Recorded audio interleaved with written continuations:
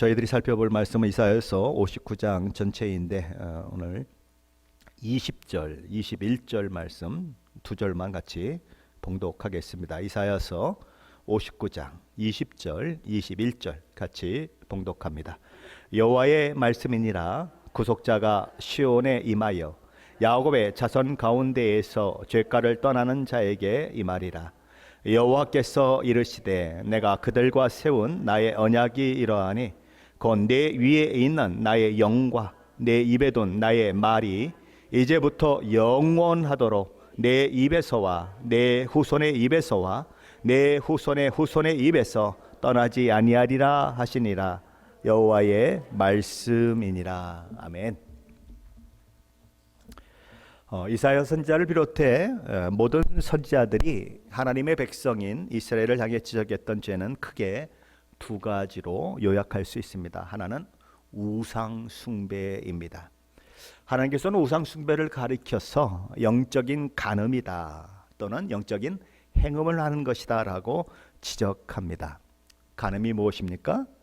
남자와 여자가 서로 배타적인 사랑의 관계를 약속하고 결혼해서 한 몸이 되었는데 다른 남자 혹은 다른 여자와 자기 몸을 나누는 것이 바로 간음입니다. 결혼 생활에 있어서 이것보다 더 치명적인 죄는 없습니다. 이것보다 부부 관계를 파괴하는 악한 행위는 없습니다. 누가 이런 아내, 누가 이런 남편을 용서할 수 있겠습니까? 저와 여러분의 아내가 딴 남자와 저와 여러분의 남편이 딴 여자와 바람을 피웠을 때 저와 여러분이 느끼는 배신감, 모욕감은 이루 말할 수가 없을 것입니다. 하나님도 저와 여러분이 우상 숭배할 때에 그런 마음을 가지신다는 것입니다. 선지자들이 지적했던 다른 하나는 죄는 어떤 것인가? 의를 행하지 않는 것이다 이렇게 얘기합니다. 다른 말로 하면 불의를 행하고 죄와 허물로 점철된 삶을 사는 것입니다. 하나님의 백성은 사탄의 백성과 다릅니다. 하나님의 자녀는 사탄의 자녀와 다릅니다. 하나님은 내가 거룩하니 너희도 거룩하라 라고 말씀하셨습니다. 저와 여러분이 하나님의 자녀라면 당연히 하나님을 닮게 되어 있습니다. 그리고 닮아가야 마땅합니다. 이스라엘 백성들은 스스로 하나님의 백성이라고 하는 자부심이 대단했던 민족입니다. 하지만 세월이 흘러가면 흘러갈수록 그들은 하나님을 닮는 것이 아니라 죽이고 멸망시키고 도둑질하고 파괴하는 것이 전문인 사탄은 닮은 자들이 되어갔다라는 것입니다. 그러면서도 그들은 말하는 것입니다. 하나님 왜 우리의 사정을 알아주지 않으십니까? 왜 우리가 어려운데도 잠자코 계십니까? 왜 우리가 도움을 구하는데도 하나님은 응답하지 않으십니까? 라고 묻는 것입니다. 왜 우리는 신앙생활하면서 개인적인 삶과 사회 속에서 하나님의 임재와 능력을 느끼지 못하는 것일까요? 왜 하나님의 모든 놀라운 약속의 말씀에도 불구하고 그 말씀이 우리에게 실현되지 않는 것을 우리는 보고 있는 것일까요? 하나님이 무능하기 때문일까요? 하나님이 하나님의 백성된 자들에 대해 무관심하기 때문일까요? 그렇다고 해서 하나님께서 우리들의 사정과 형편을 모르고 계셔서 그러는 걸까요? 이런 하나님은 아니죠. 당연히 하나님은 모든 것을 다 알고 계신 분이시고 우리를 사랑하시되 당신의 아들을 십자가에 못 박기까지 사랑하신 분이십니다. 그래서 우리는 감히 이렇게 얘기합니다. 하나님은 우리를 우리 자신보다 더 사랑하시는 분이라고. 그럼에도 불구하고 하나님의 간섭과 능력이 우리의 삶에 나타나지 않은 이유가 무엇이냐 하는 것입니다. 그것은 오직 한 가지다라고 하나님께서 이사야 선지자를 통해 말씀하시는데 그게 뭡니까? 죄다라는 거예요. 오늘 이사야서 59장 1절 2절입니다. 한번 같이 볼까요? 1절 2절 말씀입니다. 여호와의 손이 짧아 구원하지 못하심도 아니요 귀가 둔하여 듣지 못하심도 아니라 오직 너희 죄악이 너희와 너희 하나님 사이를 갈라 놓았고 너희 죄가 그의 얼굴을 가리어서 너희에게서 듣지 않으시게 함이니라. 여호와의 하나님의 손이 짧아서 구원하지 못하는 것이 아니라는 것입니다. 여호와 하나님의 귀가 둔하여 듣지 못해서 일어나는 일이 아니라는 것입니다. 그럼 무엇 때문인가? 첫째는 우리의 죄악이 하나님과 우리 사이를 갈라놓았기 때문이다 이렇게 얘기하는 것입니다.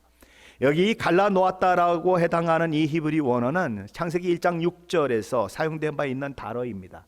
창세기 1장 6절 말씀이죠. 하나님이 이르시되 물 가운데 궁창이 있어 물과 물로 나뉘라 하시고, 여기 보면 물과 물로 나누어서 궁창 위에 물과 그리고 궁창 아래의 물로 나누시는 이 모습이 나오는데, 여기 나눈다라고 하는 이 말이 오늘 이사야서 59장에 나오는 갈라놓는다라고 하는 말과 같은 히브리 원어가 사용되고 있습니다. 하나님과 하나님의 백성 간의 분리는 하나님이 힘이 없으시거나 하나님이 관심이 없으심 때문이 아니라 하나님의 백성된 저와 여러분의 죄 때문이다, 이렇게 얘기하는 것입니다. 둘째는 우리의 죄가 하나님의 얼굴을 가리게 만들었기 때문이다라고 말씀합니다. 하박국 선지자는 하나님이 어떤 분이신지에 대해서 하박국 1장 13절 상반절에서 이렇게 얘기합니다. 주께서는 눈이 정결하심으로 악을 참아 보지 못하시며 패역을 참아 보지 못하시거늘. 하나님은 거룩하신 분이십니다. 하나님은 정결하신 분이십니다. 그러기에 무엇을 못 보십니까? 악을 참아 보지 못하시고 패역을 참아 보지 못하신다는 것입니다. 하나님이 얼굴을 가리우셨다고 하는 것은 하나님께서 하나님의 백성들의 죄 때문에 그들로부터 고개를 돌려버릴 수밖에 없으셨다라는 것입니다. 죄의 백성들을 향해 하나님이 주목하고 계신 것만큼 복된 것은 없습니다. 그것만큼 하나님의 백성들에게 큰 소망을 주는 것은 없습니다. 왜냐하면 하나님이 바라보고 계시면 모든 문제는 끝난 것이기 때문에 그래요. 하지만 하나님이 외면하신다면 그것만큼 주의 백성들에게 치명적인 것은 없는 것입니다. 그야말로 절망이기 때문이죠. 사랑하는 성도 여러분, 여러분은 하나님과 어떤 관계를 맺고 있습니까? 기쁨의 관계입니까? 하나님의 복을 쏟아 부어 주시기를 원하는 그런 관계를 만들어 가고 있으십니까? 그래야 하는 것입니다. 하나님이 보기 싫다고 고개를 돌리면 재앙인 것입니다. 그다음에 하나님은 하나님의 백성들로부터 어떤 죄를 보셨길래 얼굴을 가리우신 분처럼 듣지 않으시고 하나님의 백성들을 외면하고 계신 것일까요? 우리 이사야서 59장 3절로 8절 말씀인데 한번 같이 읽어보겠습니다. 3절로 8절 말씀입니다.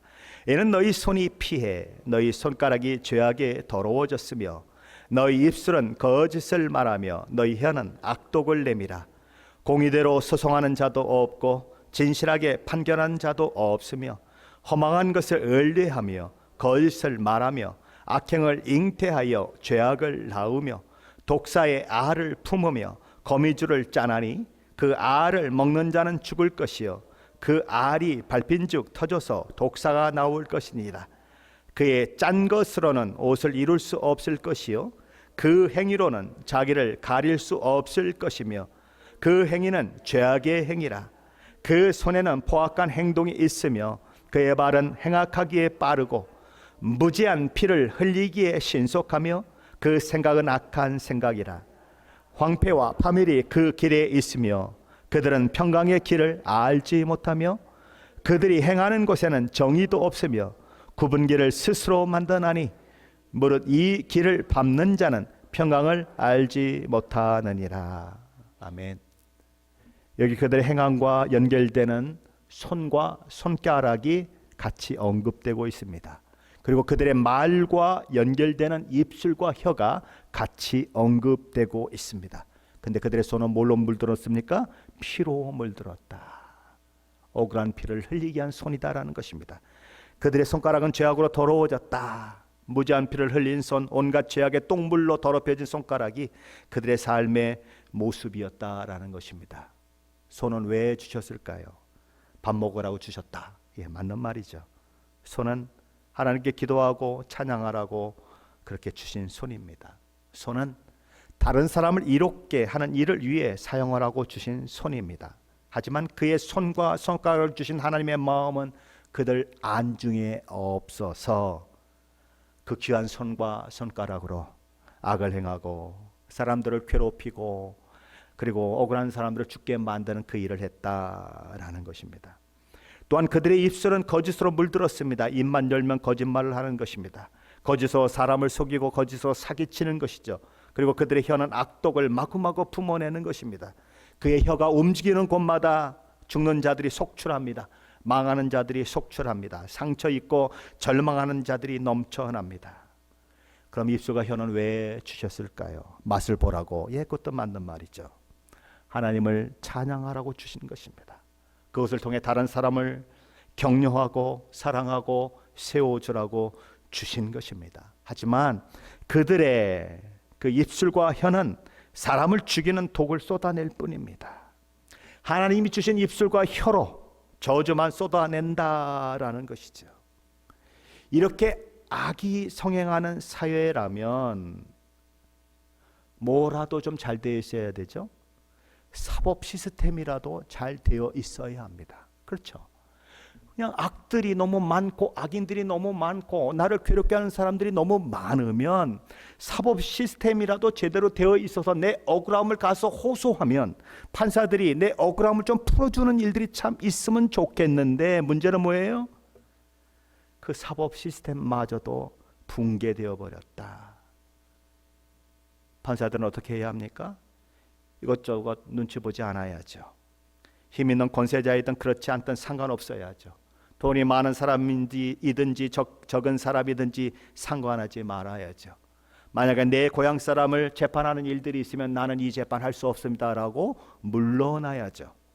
법관의 양심에 따라 법에 의해 재판을 해야 할 재판관들이 아니겠습니까? 그런데 법이 아니라 자의대로 판단하고 그리고 재판을 하는 그런 일들이 있었다는 것입니다. 소송하는 사람도 공의가 없습니다. 그렇죠? 그냥 소송 만능주의, 자기 유익만 취하려고 하는 그런 일들. 재판관들은 판결하는데 진실이 없는 세상이 되어버렸다라는 거죠. 최종적인 연약한 자들의 보루가 되어야 할 법원마저도 이 지경이 되어버렸으니, 마지막 호소의 수단이 되어야 할 법정이 이 지경이 되어버렸으니 그 사회가 어떤 형국이 되어버리겠는가라는 것입니다. 하나님 말씀을 준비하는데 자꾸 우리 고국 대한민국이 생각나는 것은 저만의 생각일까요? 사법 시스템이 무너져 있는 나라, 그렇죠?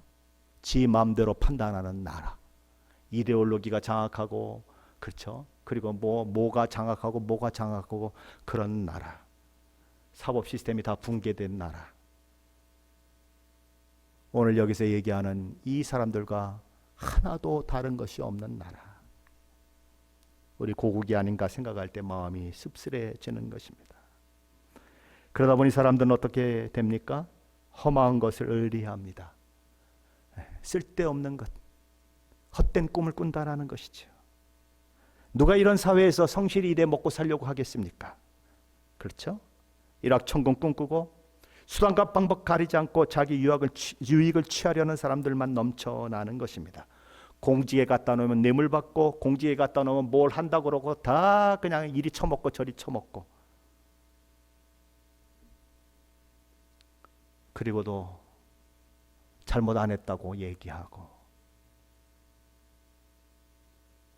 법정에서는 잘못 안 했다고 풀어주고, 속여요.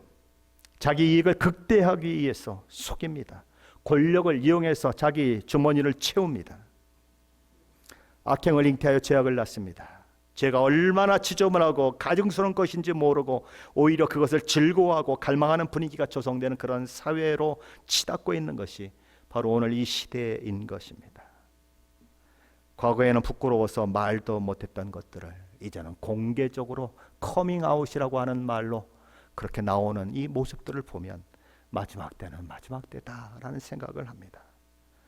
뭐가 그렇게 자랑스러워서, 남자가 남자를 사귀는 게 뭐가 그렇게 자랑스러워서 커밍아웃을 해요?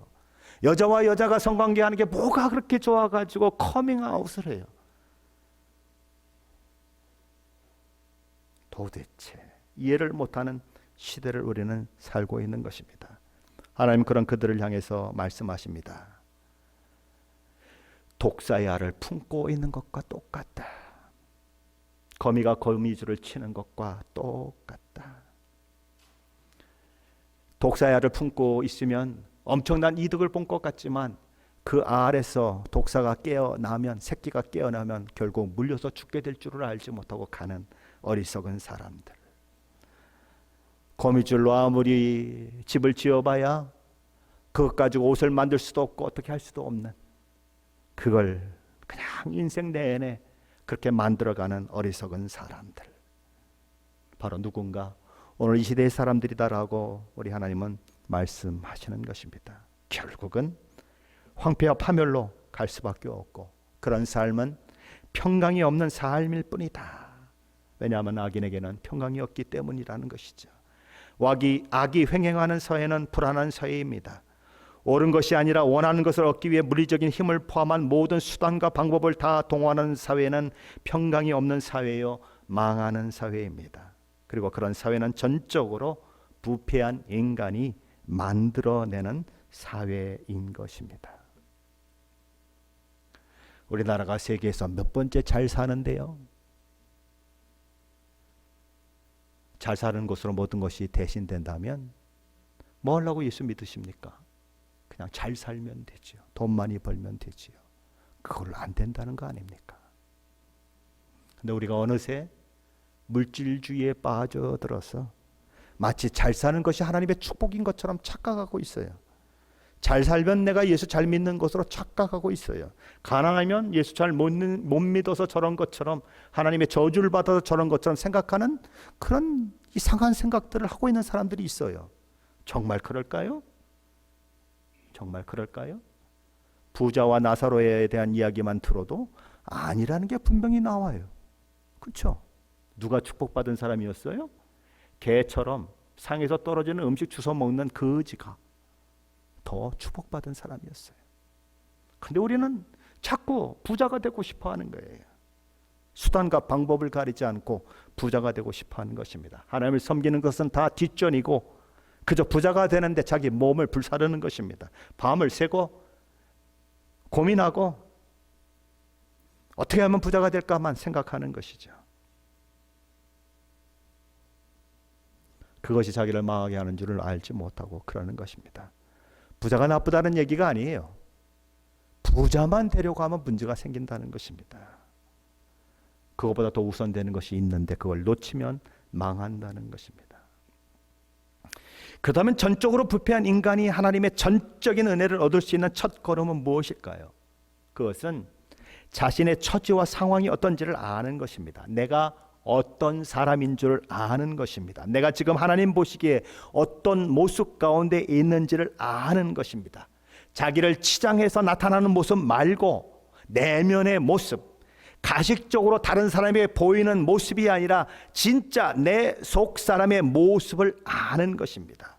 자기가 누구이며 어떤 사람인지를 인정하는 것이 회복의 시작입니다. 그리고 그 모든 일들이 자신의 죄와 허물로 말미암은 것임을 깨닫고 회개에 이를 때 진정한 회복이 일어나는 것입니다. 먼저 이스라엘 백성들은 뭐라고 고백하는가 보십시오. 그들이 회복에 가까웠다라고 이야기할 수 있는 그런 모습들을 보이고 있는데 9절로 11절 말씀입니다. 한번 같이 읽어보죠. 9절로 11절입니다. 그러므로 정의가 우리에게서 멀고 공의가 우리에게서 미치지 못한즉 우리가 빛을 바라나 어둠뿐이요 밝은 것을 바라나 캄캄한 가운데 행함으로 우리가 맹인같이 담을 더듬으며 눈 없는 자같이 두루 더듬으며 낮에도 황혼때같이 넘어지니 우리는 강장한 자 중에서도 죽은 자 같은지라. 우리가 공같이 부르짖으며 비둘기같이 슬피 울며 정의를 바라나 없고 구원을 바라나 우리에게서 멀도다. 그들은 첫째로 그러므로 정의가 우리에게서 멀다라고 말합니다. 그래서 빛을 바라지만 어두움뿐이고 밝은 것을 바라나 캄캄한 가운데 행하게 되고 자신들이 매일같이 담을 더듬는 마치 눈 없는 자같이 두루 더듬으며 낮에도 황혼때같이 넘어진다라고 고백합니다. 여기 계신 분들 많은 분들이 전기가 없는 시절을 살아본 적이 있었을 것입니다. 저도 어릴 때 우리 집에 전기가 들어왔어요. 그래서 호롱불도 알고 그리고 그 이후에 그 석유를 집어넣어 가지고 태우는, 심지를 올려서 태우는 그것도 압니다. 옛날 등잔도 알고. 왜냐하면 등잔치고 있었으니까요. 어떻습니까?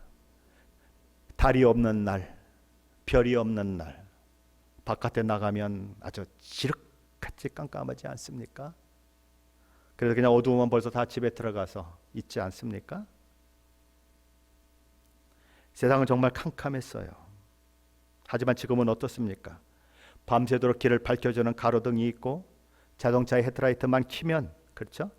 한밤중에도 길을 가는 것이 가능해지고 집집마다 불만 딱 켜면 어둠이 다 물러가고 환하게 밤새도록 떠들고 놀아도 문제가 없을 만큼 환해졌습니다. 그러면 전기불이 없을 때, 캄캄할 때, 지금처럼 밝을 때를 비교한다면 그때보다 지금이 사람들의 심성이 나아졌을까요? 더 악과 멀어졌을까요? 세상은 불빛으로 넘쳐나서 하늘의 그 수많은 별들조차도 그 불빛 때문에 잘 보이지 않을 만큼 그런 세상을 우리는 맞고 있지만, 오히려 어두운 세상, 암흑 같은 세상을 보고 있는 것입니다. 의가 지배하는 세상에서는 어둠도 대낮처럼 밝은 법입니다. 하지만 악이 지배하는 세상은 대낮도 암흑일 뿐입니다. 그러기에 오늘 본문에 나오는 이 사람들은 둘째로 이런 고백을 합니다. 우리가 강장한 자 중에서, 아주 건강하고 아주 장대한 자들 중에서 죽은 자같이 되었다라고 고백합니다. 그들은 또한 셋째로 이런 고백을 합니다. 자신들이 공같이 부르짖는 자가 되었으며 비둘기같이 술 피우는 자가 되었다라고 고백합니다. 정의를 바래도 소용이 없고 구원을 바래도 소용이 없는 처량한 신세가 되었다는 것입니다. 그들은 무엇을 깨달았습니까? 자신들이 어둠 속에 있다는 것을 깨닫는 것입니다. 자신들이 죽은 자와 같다는 사실을 깨닫는 것입니다. 그리고 자신들이 전적으로 부패해서 아무런 소망을 둘 수 없는 호플레스한 사람들임을 깨닫는 것이죠. 자신의 무가치함, 그리고 자신이 아무것도 아니요 아무런 선을 행할 만한 능력이 없으며 전적 부패 가운데 있다는 사실을 인정하는 것이 회복의 시작입니다. 그러면 어쩌다가 이 지경이 되었을까요? 어떻게 세상이 이 지경에 이르게 되었을까요? 우리 12절로 15절 상반절 말씀입니다. 한번 같이 읽어봅니다. 12절로 15절 동그라미 전까지 한번 읽어보겠습니다. 이는 우리의 허물이 주의 앞에 심히 많으며 우리의 죄가 우리를 쳐서 증언하오니 이는 우리의 허물이 우리와 함께 있음이니이다. 우리의 죄악을 우리가 아나이다. 우리가 여호와를 배반하고 속였으며 우리 하나님을 따르는 데서 돌이켜 포악과 폐역을 말하며 거짓말을 마음에 잉태하여 낳으니 정의가 뒤로 물리침이 되고 공의가 멀리 섰으며 성실이 거리에 엎드러지고 정직이 나타나지 못하는도다. 성실이 없어짐으로 악을 떠나는 자가 탈취를 당하는도다. 그들은 뭐라고 고백합니까? 첫째로 우리의 허물이 주 앞에 심히 많다라고 고백합니다. 어느 정도 많은 것이 아니라 헤아릴 수 없을 만큼 심히 많다라고 고백하는 것입니다. 나는 죄인 중에 괴수라고 고백했던 사도 바울처럼 고백하는 것이지요. 하나님 앞에 돌아가는 자들의 마음이 그런 것입니다. 하나님의 빛이 그에게 비추어지면 자신이 얼마나 죄인인 줄을 알게 되는 것입니다. 그들은 둘째로 우리에게 죄가 넘쳐 죄가 우리를 쳐서 증언한다라고 얘기합니다. 자신들의 죄가 자신들을 고발한다는 거예요. 그들은 넷째로 우리가 죄악을 압니다라고 고백합니다. 주님, 주께 지은 우리의 죄가 매우 많습니다. 우리의 죄가 우리를 고발합니다. 우리가 지은 죄를 우리가 발뺌할 수 없으며 우리의 죄를 우리가 잘 압니다라고 자매의 고백을 하고 있는 것입니다. 그들은 또 뭐라고 고백했을까요? 그들은 다섯째로 우리가 여호와를 배반한 자들이다라고 고백합니다. 여섯째로 그들은 우리가 여호와 하나님을 속인 자들이다라고 고백합니다. 일곱째로 그들은 하나님을 따르는 데서 떠나 정반대로 포악과 폐역을 말하며 거짓말을 마음에 잉태하여 낳은 자들이라고 고백합니다. 그리고 여덟째로 그들은 자신이 거하는 사회가 정의가 존재하지 않고 공의가 거리가 먼 사회가 되고 성실을 찾아볼 수 없는 사회, 정직을 찾아볼 수 없는 사회로 되어진 것은 바로 자신들의 죄와 허물 때문이라고 고백합니다. 9절에 그들은 이로 인해 총체적 부패한 일들이 일어나고 악을 떠나려는 사람이 오히려 탈취를 당하는 불합리한 세상이 만들어지고 있다라고 고백합니다. 다 누구 때문이라고 얘기합니까? 나 때문이요 라고 얘기합니다. 이 세상이 이 모양 이 꼴이 된 것이 왜 이렇습니까? 우리 고국이 이 모양 이 꼴이 된 것이 누구 때문입니까? 나 때문이다라고 고백해야 하는 거예요. 누가? 예수 믿는 사람들이, 교회가, 목사가, 성도들이 나 때문이다라고 고백해야 하는 거예요.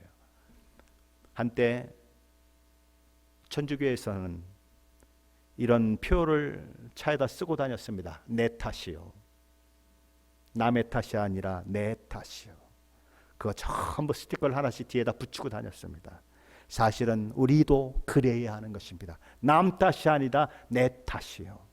거룩하게 살아야 할 내가 거룩하게 살지 못하고, 욕심부리지 살지 말아야 할 내가 욕심부리고 살았고, 속이지 말아야 할 내가 속이고 살았고, 우리는 내 탓이라고 고백해야 하는 것입니다. 그런데 지금 이스라엘 백성들도 그렇게 얘기하는 것입니다. 내 탓입니다. 우리 주님이 이렇게 말씀하셨습니다. 회개하라, 천국이 가까웠느니라. 그들은 천국에 가까워지고 있는 것입니다. 여기 9절로 15절 상반절에 나타난 네 가지 특징적인 단어들이 있습니다. 정의, 공의, 성실, 정직이라는 단어입니다.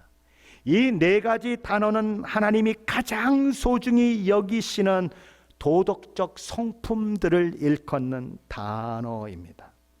하지만 그들은 고백하는 것입니다. 우리에게는 하나님이 가장 거룩히 여기시는 그런 도덕적 성품들, 하나님이 가장 기뻐하시는 그런 도덕적 성품들이 하나도 없습니다. 우리는 전적으로 부패한 사람들입니다라고 고백하고 있는 것이죠. 우리 교회는 어떨까요? 주변의 교회들은 어떨까요? 한국의 교회들은 어떨까요? 우리 조국은, 우리 미국은 어떨까요? 저와 여러분은 어떨까요? 인간이 전적인 그 부패가 만들어낼 수 있는 것은 사망뿐입니다. 그것이 인간의 한계요, 인간이 처한 상황입니다.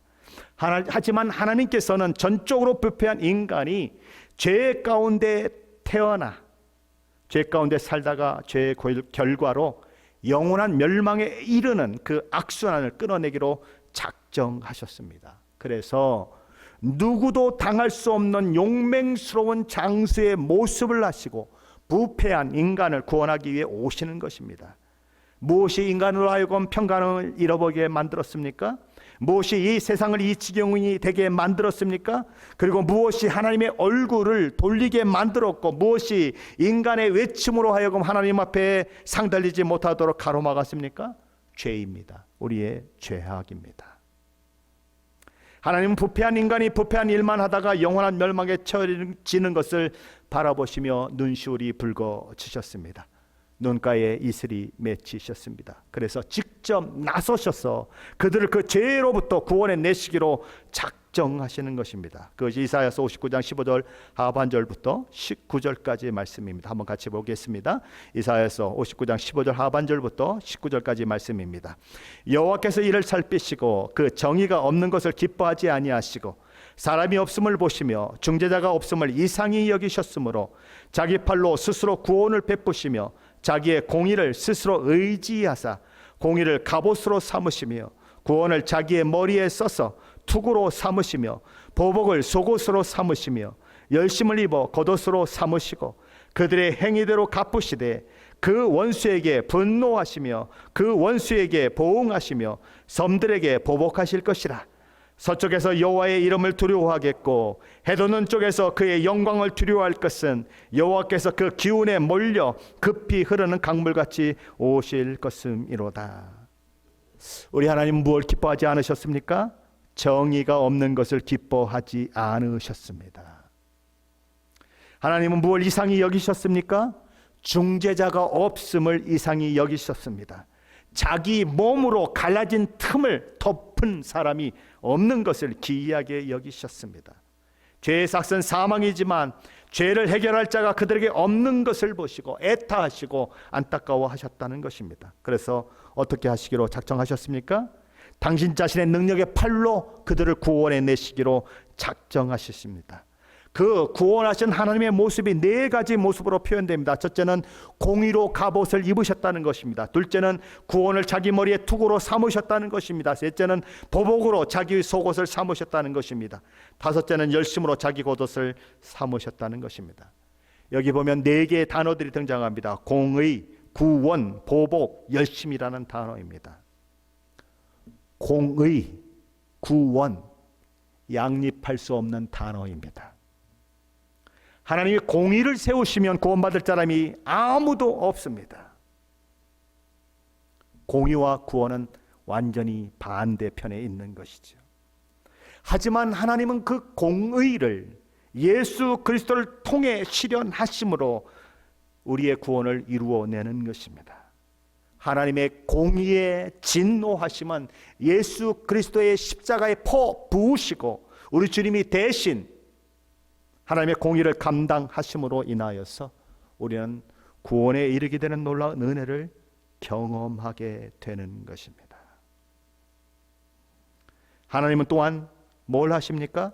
보복하신다라고 말씀하십니다.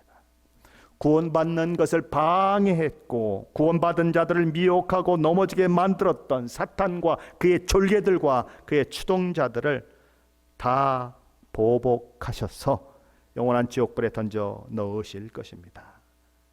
그리고 이 모든 일을 행하시는 하나님은 어떻게 이 일을 행하시는가? 하나님의 열심으로 행할 것이다 라고 얘기합니다. 이사야서 9장에 보면 하나님께서 한 아기를 세상에 보내신 것이 예고됩니다. 그의 어깨에는 정사를 메었고 그의 이름은 기묘자라 모사라 전능하신 하나님이라 영존하신 아버지라 평강의 왕이라 불리옵니다. 그분은 다윗의 왕자와 그의 나라에 군림하셔서 그의 나라를 영원히 굳게 세워 정의와 공의를 이루게 하실 것이라고 선언됩니다. 그렇다면 이 일을 보장하시는 분은 누구일까요? 이사야서 9장 7절 하반전에 이렇게 말씀합니다. 만군의 여호와의 열심히 이를 이루시리라. 하나님의 열심은 구원할 자를 구원한 것으로 그리고 보복을 받아 마땅한 자에게 보복하는 것으로 나타날 것입니다. 그리고 그분의 오심은 무엇과 같은가? 막 엄청난 물이 쏟아져 막 내려오는 강물과 같을 것이다. 막 뒤에서 밀어서 그냥 막 물이 흘러내려가는 그런 모양을 할 것이다. 그렇게 얘기하는 것입니다. 누가 그 일을 하신다고요? 만군의 여호와의 열심히 이를 이루리라. 한국의 남북교회의 원로 목사님이신 박연선 목사님이라고 하는 분이 있습니다. 그분이 오래전에 하나님의 열심이라고 하는 책을 쓰셨습니다. 하나님은 열심을 부리시는 분이시다. 그 중에 이런 말이 있습니다.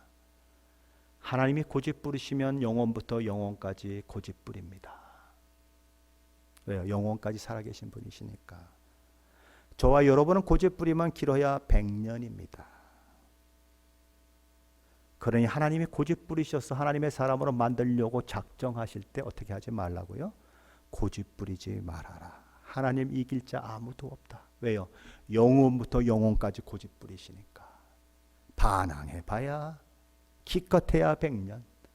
하나님이 빚으시는 대로 하나님이 만드시는 대로 순종해라. 그 얘기를 하는 것입니다.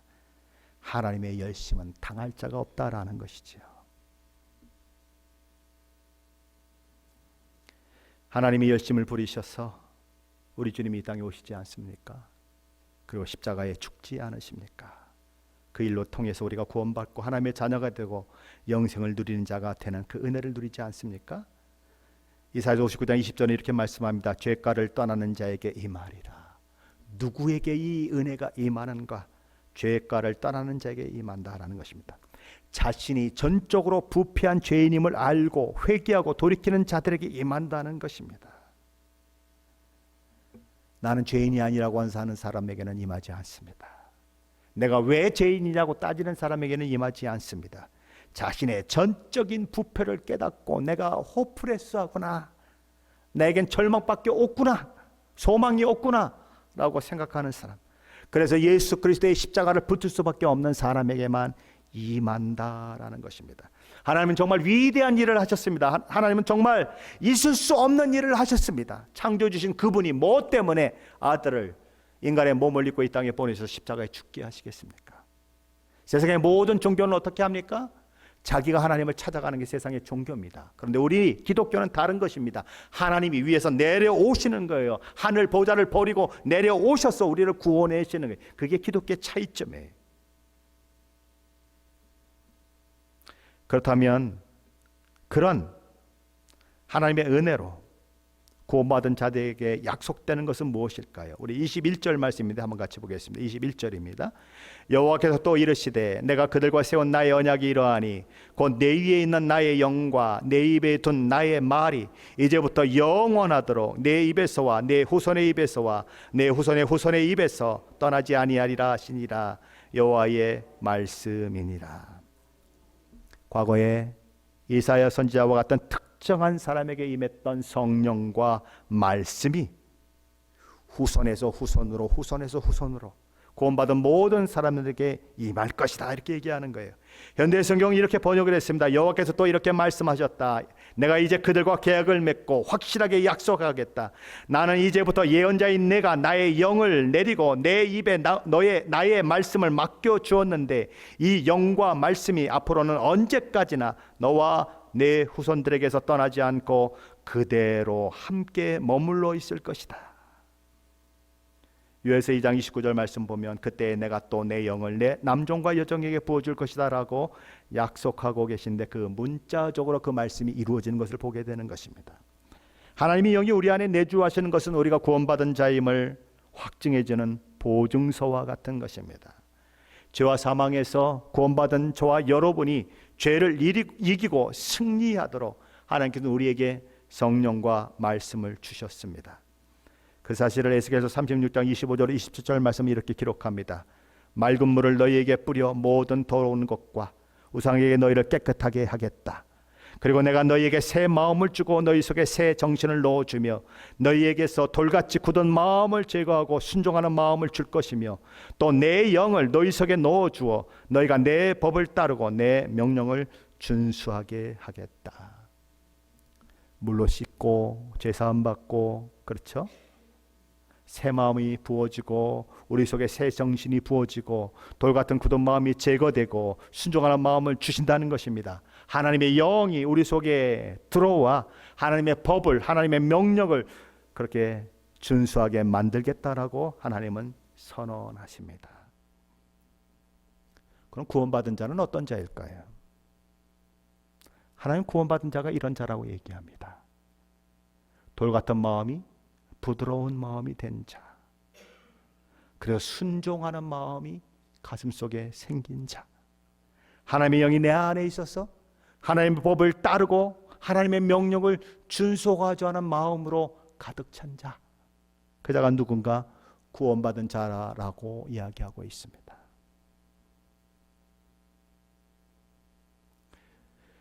그렇다면 교회 다니고 있는 사람들은 다 구원받았을까요? 이 마음을 정말 가지고 있을까요? 내가 어떻게든지 하나님의 말씀에 순종하고 싶은 그런 열망을 가지고 있을까요? 그리고 하나님의 말씀대로 순종하지 못했을 때에 막 가슴이 아파오고 힘들고 하나님 앞에 막 눈물로 회개한 그런 마음들이 있을까요?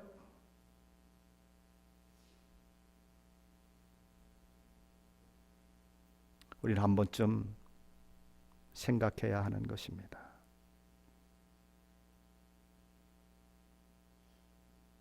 정말 구원받았다면 그런 열망이, 그런 위시가 우리 가운데 있어야 하는 것이죠.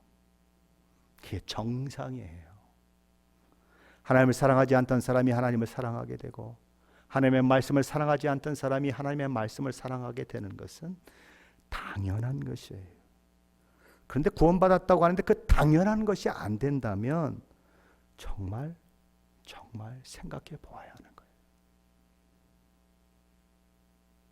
왜요? 하나님은 마음을 바꿔주시겠다는데, 그렇게 약속하셨는데 마음이 안 바뀌었다, 예전과 똑같다, 예수 믿기 전이나 예수 믿고 난 후나 아무런 변화가 없다, 그저 그냥 난 천국 간다는 거 말하는 거 외에는 변화가 없다, 그럼 이거 심각한 거예요. 왜냐하면 하나님의 말씀과 다르기 때문에 그래요.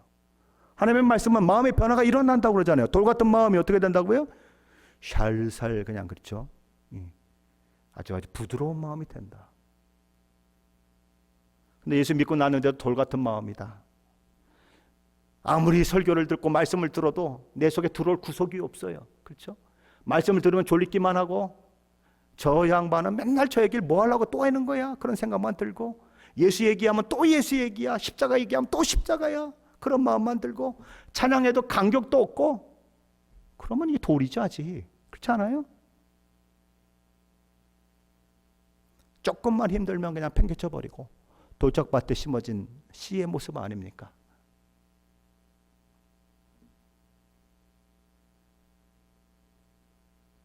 구원받은 자에게는 변화의 삶이 있는 것입니다. 그 하나님 그렇게 이끌어 가시는 거예요. 그래서 성화를 이루어가게 하시는 것입니다. 매일매일 조금씩 변화되게 하시는 것이에요.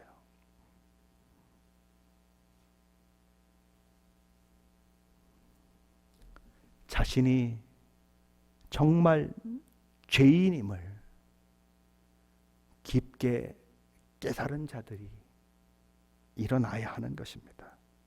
근데 이게 제일 안 되는 사람들이 있어요. 누군지 아십니까? 모태 신앙들. 이게 안 돼요. 뭐 그냥 어릴 때부터 교회 다니고 별로 그렇게 나쁜 짓 한 것 같지도 않고 이러다 보니까 이 죄에 대한 깊은 회개가 없는 거예요. 그러니까 예수 믿는다고 하는 그 감격이 어떤 건지 모르는 거예요. 그러니까 그냥 이렇게 미지근하게 가는 겁니다. 그래서 이 모태신앙들이 누굴 부러워합니까? 획가닥한 사람들을 좋아해요. 그렇죠? 과거에 그냥 나쁜 짓 막 하다가 획가닥한 사람들만 보면 괜히 부러워해가지고 나도 그래 볼까 그런다고요. 그죠? 이 죄에 대한 이게 없으니까. 정말 죄에 대한 이 막 통해가 있고 그러면 하나님이 나를 구원하신 것이 얼마나 감사한 것인 줄 알거든요. 그러면 이게 그냥 있을 수가 없거든요. 이게 그냥 옛날처럼 신앙생활 할 수가 없거든요. 그게 정상이거든요. 하나님 우리를 구원하셔서 그냥 천국 보내려고 구원하신 것이 아니에요. 하나님이 우리를 구원하셔서 천국 보낸다고 하면 예수 믿자마자 죽으면 최고 베스트죠. 제 말이 틀립니까? 맞습니까? 아니 예수 믿자마자 딱 죽으면 죄가 한 개도 없잖아요. 근데 여러분 예수 믿고 나서 죄를 얼마나 져요? 솔직한 얘기로. 그러니까 언제가 제일 아주 그냥 영양가 있어요? 예수 믿고 바로 죽는 게 제일 영양가 있어요. 아무 죄도 짓지 않고 바로 죽잖아요. 예수님이 다 용서해 주고 나서 최고 베스트. 그렇죠? 근데 왜 남겨두세요 하나님이? 뭐 때문에? 이 땅에서 수많은 그런 상황들 속에서 수많은 사람들과의 관계 속에서 거룩을 이뤄가고 예수님 닮은 사람, 하나님 닮은 사람이 되라. 부딪혀야 닮아지죠. 그렇지 않아요? 혼자 뭐 고고하게 저기 깊은 산골에 가가지고 도 닦으면 변합니까? 안 변합니다. 그래서 옛날에는 결혼하지 않은 남자는 상투도 못 틀게 했어요. 너는 아직도 어린애다. 왜 그럽니까? 결혼해서 마누라한테 복겨봐야 그래 인간이 되는 거 아닙니까? 그렇잖아요. 결혼해서 남편에게 복겨봐야 인간이 되는 거 아닙니까? 솔직히. 예? 뭐 데이트할 때는 다 좋아 보이는데 결혼해봐야 다 좋아요? 이리 치고 저리 치고 뭐 어떨 때는 뭐 치약 하나 짜는 것 가지고도 서로 다투고 나는 왜 뒤에서부터 짜는데 너는 왜 중간에서 꽉 짜냐 그러고 그러잖아요. 솔직한 얘기로. 그러면서 인간이 되는 거 아닙니까? 상대방의 연약함도 보고 나의 연약함도 보면서 사랑이 뭔지를 알고 옛날에는 자기 나 좋아 나 자기 좋아 그럼 결혼하자 이게 됐는데 이제 세월이 흘러가면서 진짜 사랑이 뭔지를 아는 거 아니에요. 진짜 부부라는 게 뭔지 세월이 가면서 아는 거 아니에요. 그러면서 나도 인간이 되고 하고 그리고 또 나의 배우자도 인간이 되어가는 거 아니에요. 여러분이 교회 와서 이렇게 부딪히잖아요. 그렇죠? 부딪히면서 저와 여러분이 만들어 갈 때 저와 여러분이 아름다워지는 거예요. 어떤 분들은 다른 사람하고 어울리지를 않으려고 그래. 그냥 혼자만 신앙생활을 하고 그래서 딱 왔다 딱 가고 딱 왔다 딱 가고 딱 왔다 딱 가고 그게 그냥 전부예요. 부딪혀야 하는 거예요. 아니 아픔이 있죠. 부딪히면 당연히 부서지니까 내가. 근데 그 아픔을 통해서 내가 모나지 않는 성격으로 만들어진다고요. 이게. 그래서 공동체가 필요한 것이고 함께 모여야 하는 거예요. 아 이거 나는 교회 싫어 그래가지고 집에서 그냥 온라인으로 예배 드릴 거야. 그래가지고 100날 있어 보십시오. 200년 300년 지나 보십시오. 하나도 안 변합니다. 하나님 말씀이나 제대로 듣겠어요? 솔직한 얘기로 집에서 예배 드리면 전화 오면 전화 받고 누가 말 걸면 말 상대 다 해주고 밥 타면 밥 탄다고 또 뛰어가고 그럴 거 아니에요. 어떻게 집에서 예배가 되겠습니까? 어떻게 집에서 사람이 되겠습니까? 여기 와서 부딪히고 꼴배긴 사람들 만나고 야 내가 교회가 아니었으면 너 같은 애 내가 상대도 안 했을 텐데 참 교회라서 너 만나서 내가 이 마음 아픈 거 다 견딘다 이러면서 내가 변하는 거 아닙니까? 그렇죠. 저도 목사가 되면 굉장히 행복할 줄 알았어요. 야 얼마나 좋으냐 목사. 말씀을 연구하고 자기 삶이 유지되는 목사. 우와 내가 꿈꾸던 아주 그냥 너무너무 좋은 것이었어요. 그렇죠. 말씀을 연구하면서 자기 생활이 된다. 우와 야 이 목사보다 좋은 게 뭐가 있느냐. 대보니까 그게 아니에요. 교회 생활 어릴 때부터 해봤지만 와 이게 다르구나. 하루라도 편할 날이 있으면 좋겠다. 하루라도 속 안 새기는 성도가 있었으면 좋겠다. 그럴 때가 있어요. 하나님 앞에 설 때에 야 이놈아 네가 목회했던 시애틀 임마누엘교회에서 지옥 간 사람이 50%다. 그러면 어떡하나. 가슴이 막 메어져요. 너 도대체 뭐 했니? 복음이나 제대로 전했니? 이러고 하실까 봐 참 마음이 조입니다. 하루하루 지나가는 것이 은혜의 힘을 깨달아요. 그러면서 저도 커가는 거예요. 그렇다고 해서 내가 뭐 니들 아니면 못 먹고 사냐 그러고 제가 뛰쳐나가면 저는 인간이 안 되는 것입니다. 하나님이 만들어주는 거룩한 사람이 안 되는 거예요. 별의별 사람 다 만나고 별것도 아닌데 미쳐가지고들 또 얘기 못해요. 얘기 못해. 그죠? 그래요. 그러면서 사람이 돼가는 거예요. 그게 공동체의 아름다움이고 그 못난 우리들을 하나님 품으셨다는 것이 감격인 거예요. 우리같이 못난 것들을 하나님이 예수님을 보내서 구원하셨다는 그것이 감격인 거예요.